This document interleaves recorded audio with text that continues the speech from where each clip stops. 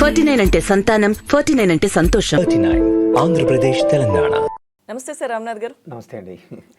Sir నిన్న India today education సమ్మిట్లో AP CM YS Jaganmohan Reddy garu కొన్ని వ్యాఖ్యలు చేశారు. ఎందుకంటే ప్రభుత్వం వచ్చిన తర్వాత, వైసీపీ గవర్నమెంట్ వచ్చిన తర్వాత విద్యా వ్యవస్థలో ఎటువంటి విప్లవాత్మక మార్పులు తీసుకొచ్చారు, వీటన్నిటి గురించి ఆయన మాట్లాడడం జరిగింది. అలాగే వ్యవసాయం గురించి కానీ, మహిళా సాధికారత, ఇలా రకరకాల అంశాల గురించి మాట్లాడడం జరిగింది. సో విద్యా వ్యవస్థని ముఖ్యంగా మనం తీసుకుంటే కనుక గతంలో ఎందుకు జరగలేదు, ఈ ప్రభుత్వం వచ్చిన తర్వాత ఎటువంటి మార్పులు వచ్చాయి మనం అందరం చూస్తున్నాం. సో గతంలో ఇవన్నీ జరగకపోవడానికి అసలు కారణాలు ఏంటి? ఖచ్చితంగా ఏంటంటే 2019లో జగన్మోహన్ రెడ్డి గారి గవర్నమెంట్ ఏర్పడిన తర్వాత మనం అందరి నోళ్ళల్లో నానుతున్నటువంటి అంశం నాడు నేడు. అంటే దాదాపుగా రాష్ట్రంలో ఉన్నటువంటి 44,000 స్కూళ్ళను రెనోవేట్ చేస్తాము అనేటువంటి ఫేస్లో వాళ్ళు ఒక 3 ఫేజ్ తీసుకోవడం జరిగింది. నేనేమంటా అంటే ముఖ్యంగా ఆంధ్రప్రదేశ్లో విద్యా వ్యవస్థ పేదవాళ్ళకు అందకపోవడానికి కానీ, గవర్నమెంటు స్కూళ్ళల్లో విద్యా ప్రమాణాలు పడిపోవడానికి కారణము దాదాపుగా 1980-85 నుంచి బీజాలు పడినట్టుగా మనం భావించాలి. ఎందుకంటే ఆ రోజు కార్పొరేట్ శక్తులు మన రాష్ట్రంలోకి ప్రైమరీ విద్యలోకి ప్రవేశించడం ద్వారా సో కొంత గవర్నమెంట్ విద్యా వ్యవస్థ నిర్వీర్యం అయిపోయింది. ఇంకా హానెస్ట్గా మనం మాట్లాడుకోవాలంటే గవర్నమెంట్లో కూడా విద్యా వ్యవస్థ ఒకప్పుడు చాలా బాగుండేది. అంటే 80s కానీ అంతకు ముందు కానీ మీరు వినింటారు, మన గ్రాండ్ పేరెంట్స్ కానీ పేరెంట్స్ విషయాలలో గవర్నమెంట్ స్కూల్లో 5వ తరగతి జరిగినా కూడా వాడు డిగ్రీతో సమానము, చాలా ఇంగ్లీష్ బాగా మాట్లాడగలడు, ఈరోజు వాడు డిగ్రీ చదివినా కూడా వాడు సరిగా ఏబిసిడీలు మాట్లాడలేడు అనేటువంటి ప్రమాణాలు చూసినాం. అంటే విద్యా ప్రమాణాలు గ్రాడ్యువల్గా తగ్గుకుంటూ వచ్చినాయి. అంటే మార్కులే ఒక ప్రాతిపదికన, ర్యాంకులే ఒక ప్రాతిపదికన విద్య జరగడం ద్వారా విద్యార్థుల్లో సృజనాత్మకత శక్తి తగ్గిపోయింది. నేను ఎందుకు ఈ మాట అనాల్సి వస్తుందంటే, ఒకసారి నేను లోకల్లో ఉన్న కొందరు గవర్నమెంట్ ఉపాధ్యాయులతో మాట్లాడినప్పుడు ఒక 5 years 10 years బ్యాక్, ఎందుకు ఈరోజు అందరూ కార్పొరేట్ సైడ్ వెళ్తున్నారు, ఇక్కడ వెళ్ళడం లేదంటే వాళ్ళు చెప్పిన మాట ఏంటంటే, అందరూ ఈ మార్కులు ఈ ర్యాంకుల గోలలో ఉన్నారు, ఆనెస్ట్గా మాట్లాడాలంటే గవర్నమెంట్ స్కూల్లో విద్యార్థి చాలా స్వతంత్రంగా ఆలోచించగలడు అని చెప్పాడు. అంటే ఆ రోజు నాకు చాలా ఆశ్చర్యం వేసింది. అంటే ప్రైవేట్ స్కూల్కి పోయే విద్యార్థి భయంగా పోతాడు, మార్కులు రాకపోతే ఇక్కడ అమ్మా నాన్నలు కొడతారేమో అనే ఒక భయం ఉంటుంది, అక్కడ స్కూల్లో వాళ్ళు ప్రెజర్ పెడతారనే ఒక భయం ఉంటుంది. మనం చూస్తున్నాం చాలా ఆత్మహత్యలు జరగడాలు, ఇవన్నీ కూడా ఎగ్జామ్స్ టైంలో చాలా చూసాం మనం రాష్ట్రంలో. అతను చెప్పిన మాట ఏంటంటే, మేము ప్రభుత్వ పాఠశాలలో విద్యార్థికి స్వేచ్ఛ ఇస్తాము, అప్పుడు వాడు సొంతంగా ఆలోచించేటువంటి ఒక శక్తి ఉంటుంది, అందువల్ల గవర్నమెంట్ విద్యార్థులకి మంచి ఇండివిజువల్ థింకింగ్ ఉంటుంది, అంటే బట్టి కొట్టేటువంటిది కాకుండా ఓన్ థింకింగ్ ఉంటుంది అని చెప్పడం చూస్తే ఖచ్చితంగా నాకు అందులో కొంత వాస్తవం ఉంది అనిపించింది. ఎవరికైనా ఇప్పుడు నీకైనా మనకైనా కూడా మనం పనిచేసే చోట మనకి ఎంత స్వేచ్ఛ ఉంటే మనం అంత మోర్ యాక్టివ్గా పనిచేస్తాం, మోర్ ఇండిపెండెంట్గా పనిచేస్తాం, అప్పుడు మన యొక్క ఆలోచనలకు ఒక కార్యరూపం వస్తుంది అనేటువంటిది మనకందరికీ తెలుసు ఫండమెంటల్గా. సో ఒకప్పుడు మనకు ఆంధ్రప్రదేశ్లో 80sకు ముందు ఆలోచిస్తే గురుకుల పాఠశాలలు, నవోదయ విద్యాలయాలు, రెసిడెన్షియల్ స్కూల్స్, ఇలా ఒక విద్యా ప్రమాణాలు కొంత ఉండేవి. ఎప్పుడైతే కార్పొరేట్ శక్తులు మార్కెట్లోకి రావడము మనం చూసినాం, 10th క్లాస్లో మార్కులు ఎవరికి వస్తే వాళ్ళను వాళ్ళ ఇంటి దగ్గరికి కార్పొరేట్స్ రావడము, తర్వాత వాళ్ళను మా ఇన్స్టిట్యూట్లో కోచింగ్ తీసుకున్నారని చెప్పి ప్రమోట్ చేసుకోవడము, ఇవంతా ఒక మార్కెటింగ్ మాయలో పడి మన పేరెంట్స్ కూడా ఇందులో తప్పు ఉంది. అంటే ఒకరు ఒక బాట చూపిస్తే అందరూ ఆ బాటలో పోతున్నారు. సో అలాంటి వాటికి భిన్నంగా ఈరోజు ఒక ప్రభుత్వ పాఠశాలలో నో అడ్మిషన్ బోర్డు పెట్టే స్థాయికి ఆంధ్రప్రదేశ్లో స్కూళ్ళను మనం చూస్తున్నాం. అంటే వాటికి కారణం ఏంటి అంటే, ఇక్కడ గత 4 ఏళ్ల నుంచి జరుగుతున్నటువంటి రిఫార్మ్స్, 4 ఏళ్ల నుంచి అక్కడ పడుతున్న అడుగులుగా మనం భావించాలి. సో ఆ అడుగులు ఒకసారి మనం ఏంటని అబ్జర్వ్ చేస్తే, విద్యార్థులకు కావాల్సినటువంటి సిలబస్ పెట్టడం, ఇంకొకటి ఇక్కడ ముఖ్యంగా ఈ గవర్నమెంట్లో జరిగిన ఒక మంచి ఏంటంటే, ఎవరైనా కూడా వాళ్ళ పిల్లలకు మంచి పౌష్టికాహారం పెట్టాలనుకుంటారు. సో ఆ పౌష్టికాహారం కూడా ఈరోజు అందిస్తున్నారు. అంటే ఒకప్పుడు మధ్యాహ్న భోజనం అనేది ఒకటి ఉంది, అది కూడా మంచి పథకం, అది దేశంలో చాలా రోజుల నుంచి కూడా ఉంది. కానీ ఈరోజు బ్రేక్ఫాస్ట్ కూడా పెడుతున్నారు, వాళ్ళకు చిక్కీలు ఇస్తున్నారు, మెనూ కూడా ఏదో గోరుముద్ద అనే పేరుతో కూడా ఇస్తున్నారు. అంటే ఇక్కడ పౌష్టికారిక లోపం, ఒకసారి మీరు యుఎన్ రిపోర్ట్స్ కానీ యునెస్కో రిపోర్ట్స్ కానీ చూస్తే, దేశంలో చాలామంది పిల్లలు పౌష్టికార లోపంతో చనిపోవడము, వాళ్ళు బాగా పర్ఫామ్ చేయకపోవడం మనం చూస్తున్నాం.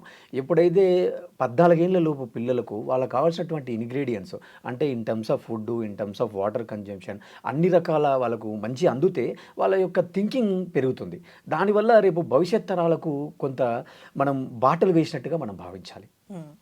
సో అయితే అంటే పిల్లల విషయాన్ని కూడా ఇప్పుడు అంటే వాళ్ళకి అమ్మఒడి అనేది ఒక ప్రోత్సాహకాల అందించడం వల్ల తల్లులు కూడా పిల్లల్ని పనికి పంపించే విషయం దాన్ని పక్కన పెట్టేసి పిల్లలు చదువుకోవాలి, భోజనం మంచి పౌష్టికాహారంతో కూడిన భోజనం వాళ్ళకి పిల్లలకి స్కూల్లో దొరుకుతుంది, అలాగే పిల్లల్ని స్కూల్కి పంపిస్తే అమ్మఒడి పథకం వస్తుంది దాని కింద ఎంతో కొంత ఆర్థిక సహాయం లాగా వాళ్ళకి అంటే సహజంగా ఏంటంటే డ్రాప్ అవుట్స్ ఉంటాయి అనేటువంటి చర్చ కూడా మనం చూస్తాం. అంటే గ్రామాలలో ఏంటంటే మనకు ఎంత బాల కార్మిక నిర్మూలన చట్టం ఉన్నప్పటికీ కూడా అంటే 14 సంవత్సరాల లోపు పిల్లలను పనికి పంపకూడదు.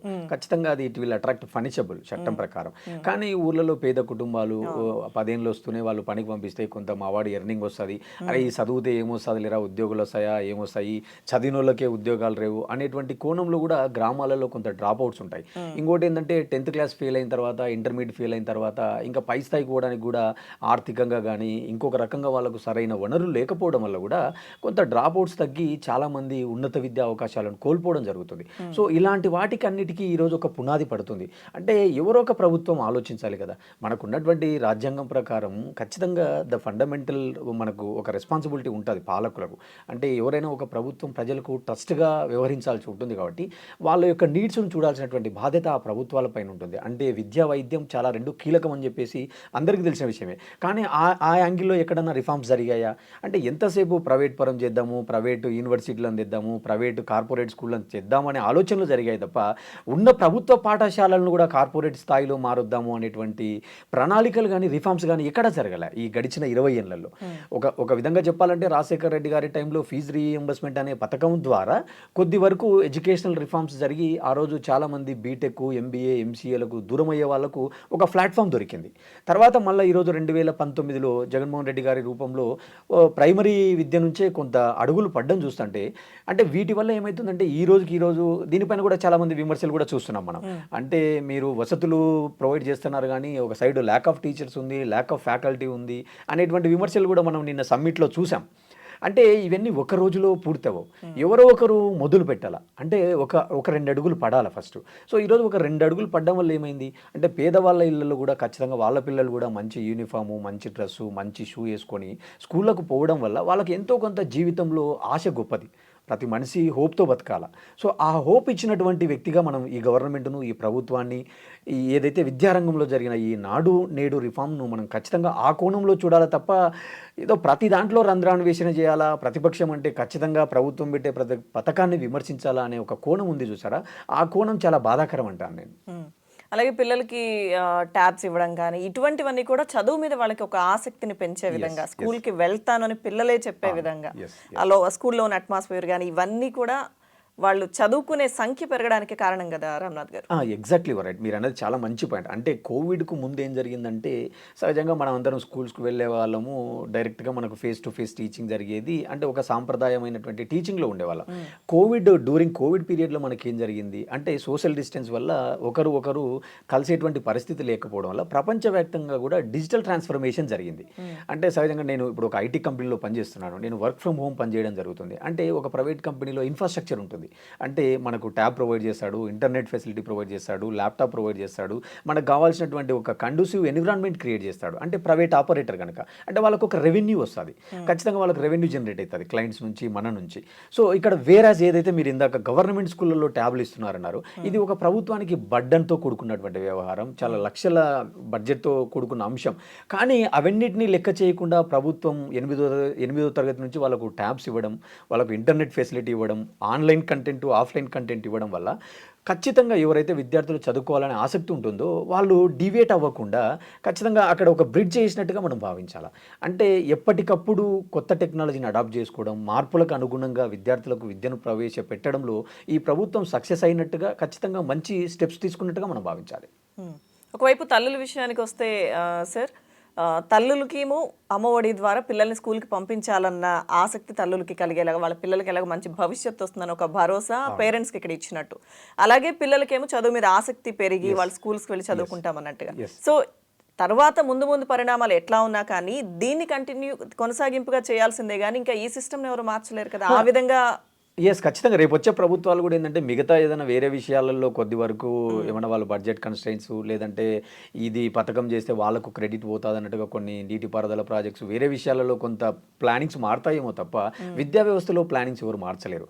అంటే ఆల్రెడీ ఇప్పుడు మనకు ఎన్ఈపీ పాలసీ ఉంది, 2030 ఎన్ఈపీ పాలసీ మనకు సెంట్రల్ గవర్నమెంట్ ప్రవేశపెట్టడం జరిగింది. కాబట్టి దానికి అనుసంధానంగా ఈరోజు జగన్మోహన్ రెడ్డి గారు కూడా ఇక్కడ PE1, PE2 అని చెప్పి అడాప్ట్ చేసుకొని మారుస్తున్నారు. కాబట్టి ఒకసారి కేంద్ర ప్రభుత్వం తీసుకొచ్చినటువంటి పథకానికి రాష్ట్ర పథకం కూడా కలిపి ఇంప్లిమెంట్ చేయడం వల్ల రేపు నెక్స్ట్ వచ్చేటువంటి గవర్నమెంట్ కూడా వీటిని మార్చేటువంటి పరిస్థితి ఉండదు.